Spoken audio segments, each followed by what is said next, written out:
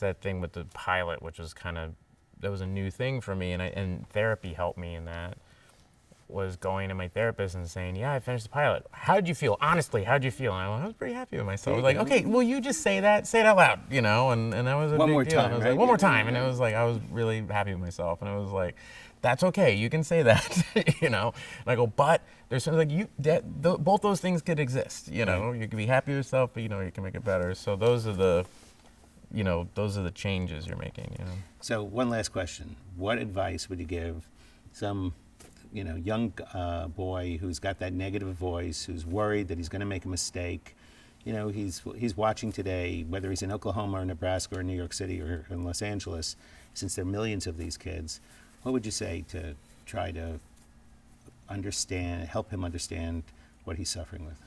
I think the biggest thing that I wish I had known was that you are going to make a mistake, and and you're going to be fine, And the best thing is to learn from that mistake.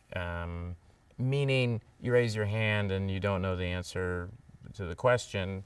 Is to say you're going to be hard on yourself, and being hard on yourself, all that stuff that never really goes away, is just accepting that about yourself and changing other things of going like, well, if if that happens again, know that now I do know that, and now it made me study a little harder, or whatever.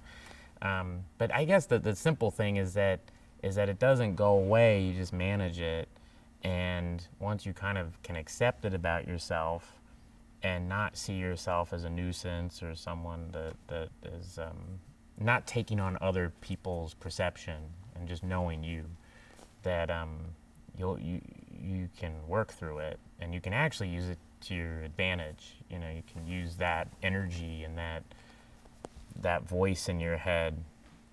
You can somehow use it to propel yourself into things that you never thought you could ever do. Because the voice in your head is wrong.